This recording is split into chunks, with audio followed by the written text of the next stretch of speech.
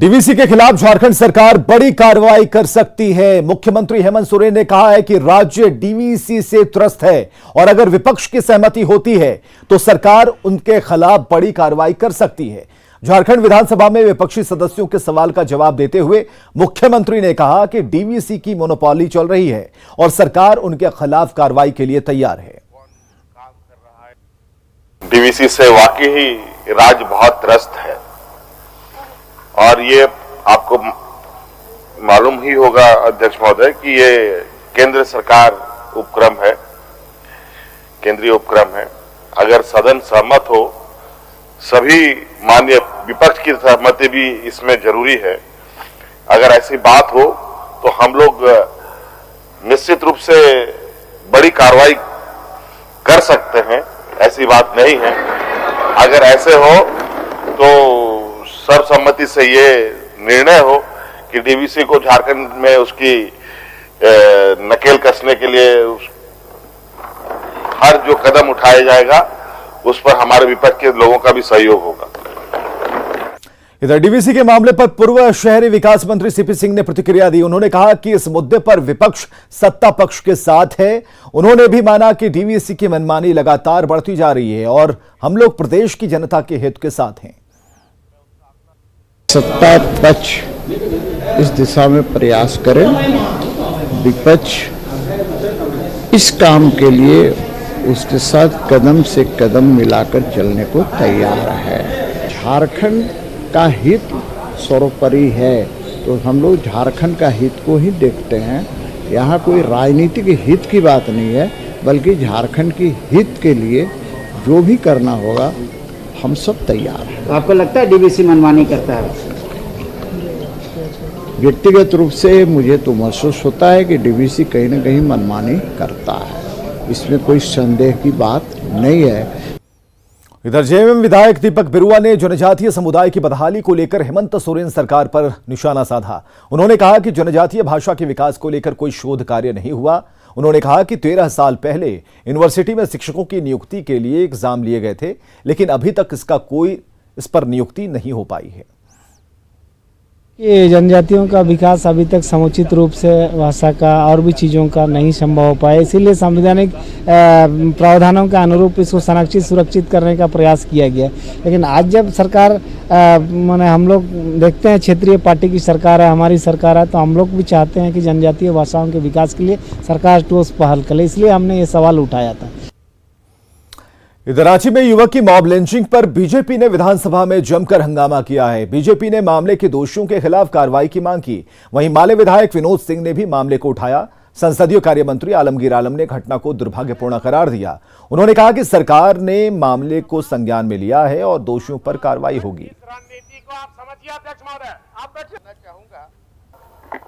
महोदय, जो घटना घटी है दुर्भाग्यपूर्ण घटना और इसका संज्ञान लिया है सरकार ने और उस पर कार्रवाई भी हो रहा है। ये जो है एक वैन चोरी का मामला था जिसमें पब्लिक ने उसको बेरहमी से पीटा, उसके बाद थाना लाया, उसका डेथ हो गया। और जहां गलती हम लोग देख रहे हैं कि उसको पहले हॉस्पिटल ले जाना चाहिए था, ये सारे चीजों को हम लोग देख रहे हैं और दोषी पर अधिकार पर कार्रवाई होगी। मॉब लिंचिंग की घटना पर नेता प्रतिपक्ष बाबूलाल मरांडी ने कहा कि सरकार के संरक्षण में ऐसी घटनाएं हो रही हैं और जो लोग इसका विरोध कर रहे हैं सरकार उसे झूठे मामलों में फंसा रही है। उन्होंने कहा कि पुलिस प्रशासन अवैध वसूली करने में जुटा है। राज्य में जो प्रशासन है वो बिल्कुल बेलगाम हो चुकी है और मैं तो बार बार कहता हूं कि आज जो यहाँ पुलिस प्रशासन है या अंचलों में जो कर्मचारी है सिर्फ वसूली में लोगों को लगा रखे। तो वसूली तो तभी होता है जब लोगों की पिटाई करेंगे, लोग डर से लोग देंगे। आज यही काम हो रहा है पूरे राज्य में। तो रांची मॉब लिंचिंग मामले को लेकर बीजेपी नेता विरंची नारायण ने सरकार पर जमकर निशाना साधा। उन्होंने कहा कि सरकार निरंकुश हो गई है। उन्होंने गुनाहगारों को जल्द गिरफ्तार करने की मांग की। दुखी मन से आपको कह रहा हूं कि ये सरकार निरंकुश है, सरकार की पुलिस निरंकुश है। अब एक नौजवान की मौत हो जाती है इस आरोप में कि उसने चोरी की है, सजा कानून देगा। भारतीय जनता पार्टी की सरकार में इस प्रकार की एक घटना घटी थी जब तबरेज अंसारी की मौत हुई थी, तो सारा का सारा झारखंड मुक्ति मोर्चा, कांग्रेस, आरजेडी ने सर आंखों पे उठाया था। आखिर आज वो चुप क्यों है? आज सरकार चुप क्यों है? एसपी साहब सिर्फ ये कहकर कि कहीं ना कहीं लापरवाही हुई है, पीछा नहीं छुड़ा सकते। तो रांची के कोतवाली थाना इलाके में मॉब लिंचिंग मामले में बड़ी कार्रवाई हुई है। रांची के सीनियर एसपी सुरेंद्र कुमार झा ने कोतवाली थाने के 3 पदाधिकारियों को निलंबित कर दिया है। दरोगा वैभव सिंह, जमादार विजय शंकर सिंह और जमादार विश्राम तिग्गा सस्पेंड कर दिए गए हैं। और इतना ही नहीं, मामले की निष्पक्ष जांच हो इसके लिए केस के आईओ दूसरे थाने के इंस्पेक्टर को बनाया गया है। जांच का जिम्मा सिटी एसपी सौरभ को सौंपा गया है। और आपको बताएं कि सोमवार को अपर बाजार इलाके में चोरी के आरोप में सचिन की पीट कर हत्या की गई थी। मामले में सचिन की मां के बयान के आधार पर 40 लोगों पर केस दर्ज किया गया है। इसमें से 4 को गिरफ्तार भी कर लिया गया। अपर बाजार में एक ट्रक से चोरी हुई और चोरी का आरोप सचिन पर मढ़ दिया गया। और इसके बाद वहां के मोटिया मजदूरों ने सचिन की बांधकर रात में पिटाई की। सोमवार की सुबह उसकी मौत हो गई थी।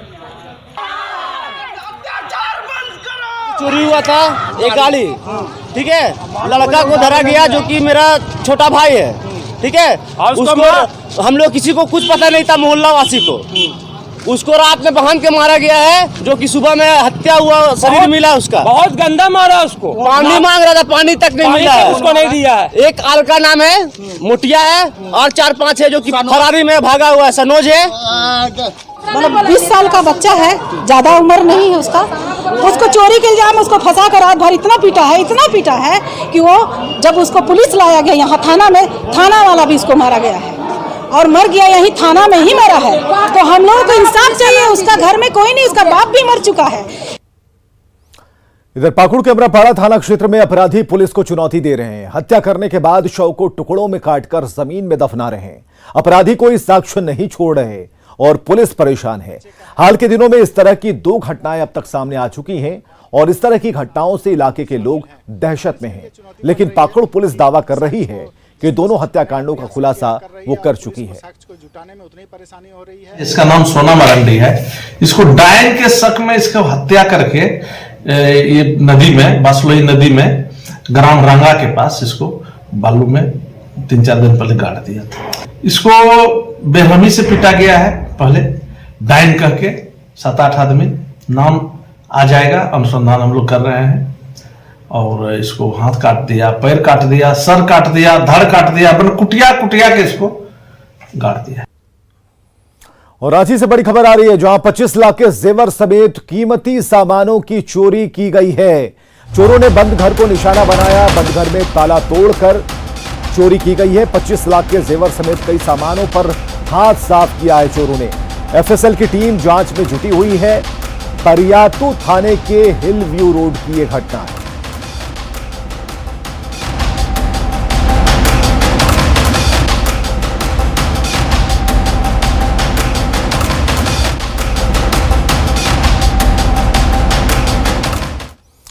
दलमा जंगल में फैली आग पर काबू पा लिया गया है, लेकिन इस आग ने कई सवाल खड़े कर दिए हैं। आग हर साल जंगल में लगती है, तो फिर सवाल है कि प्रशासन क्यों हाथ पर हाथ धरे बैठा है। तबाही की आग,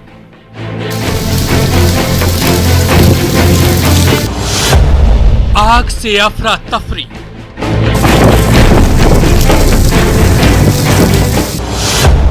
खौफ में वन्य प्राणी, जंगल पर खतरा, खतरे में धरोहर।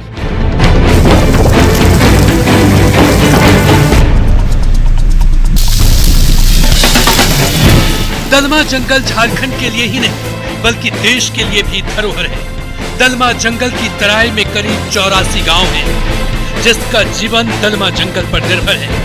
लेकिन इस जंगल के अस्तित्व पर खतरा मंडरा रहा है। एक साल नहीं बल्कि हर साल इस जंगल में आग लगती ही है, जिससे वन्य प्राणियों की जान तो जाती ही है, साथ ही साथ जंगल के पेड़ पौधे भी राख हो जाते हैं।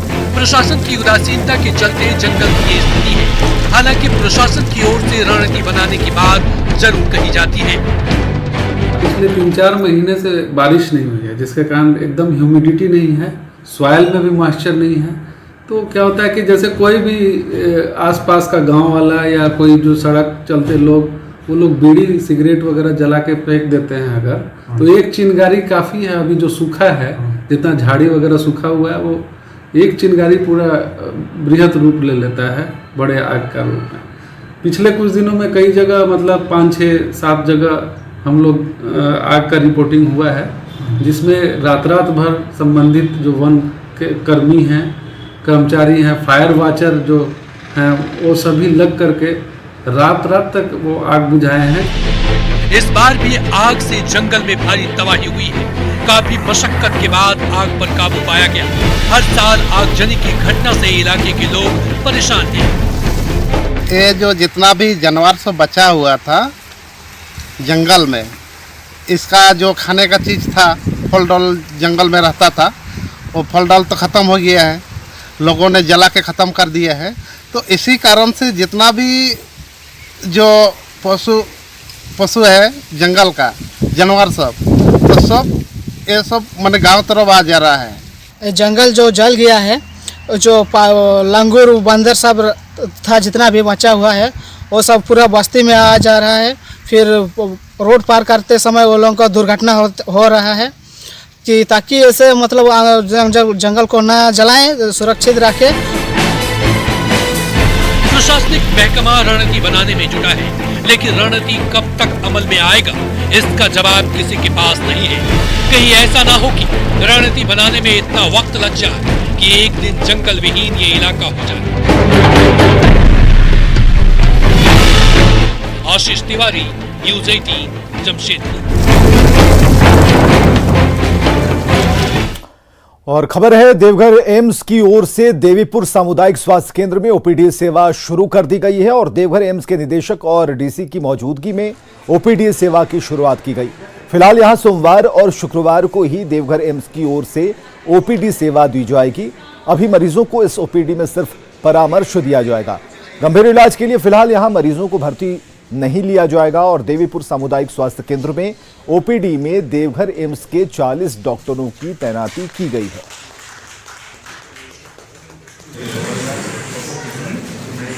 और सिमडेगा में कल से नेशनल हॉकी सब जूनियर चैंपियनशिप का आगाज होने जा रहा है। झारखंड के साथ देश के तमाम जगहों से खिलाड़ी हॉकी के इस महाकुंभ में शामिल होने सिमडेगा पहुंच रहे हैं। खिलाड़ियों के अलावा CM Hemant Soren, hockey India के अध्यक्ष और उनके साथ कई वीवीआईपी और वीआईपी यहां पहुंचने वाले हैं, इसलिए सुरक्षा की मुकम्मल व्यवस्था की गई है। जिले के चप्पे चप्पे पर सीसीटीवी के जरिए नजर रखी जा रही है। चैंपियनशिप को लेकर 5 अतिरिक्त डीएसपी के साथ बड़ी संख्या में सुरक्षा बलों की तैनाती की गई है। न सिर्फ ये कि dog squad, BDDS team, ATS team, चप्पे चप्पे पे सीसीटीवी लगा हुआ है और विशेष रूप से चूंकि मेहमान खिलाड़ी हैं, बाहर राज्य से आए हैं, तो हम अलग तकनीक से भी निगरानी रखेंगे। तो सिमडेगा में 10 मार्च से राष्ट्रीय सब जूनियर हॉकी चैंपियनशिप शुरू हो रहा है और हॉकी के इस महाकुंभ में शिरकत करने के लिए देश भर से टीमें सिमडेगा पहुंचने लगी हैं। आज सवेरे तमिलनाडु और पौंडीचेरी की टीम सिमडेगा पहुंची। महाराष्ट्र, आंध्र प्रदेश, जम्मू कश्मीर, कर्नाटक, छत्तीसगढ़ और राजस्थान की टीम पहले ही सिमडेगा पहुंच चुकी है। चैंपियनशिप का सीएम हेमंत सोरेन उद्घाटन करेंगे। ये तमिलनाडु ना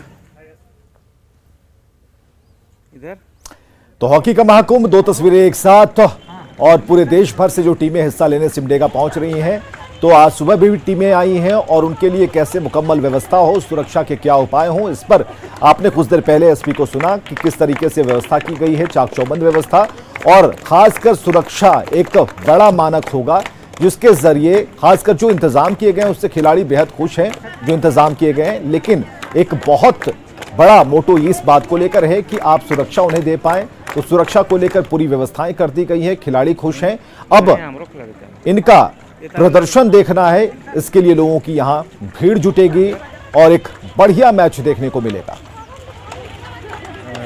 हमारे टीम में 20 आदमी, 19 लड़की, मैं एक आदमी लड़का, सभी अच्छा रिसीव करता, अच्छा सिक्योरिटी।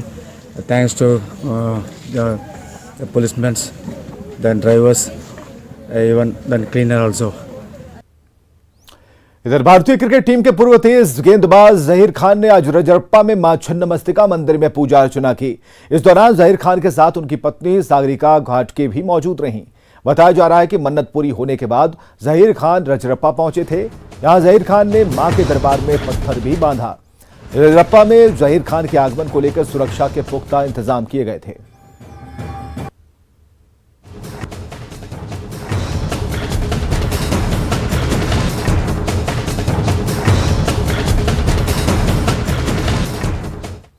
और खबरें लगातार जारी हैं, बने रहिए हमारे साथ।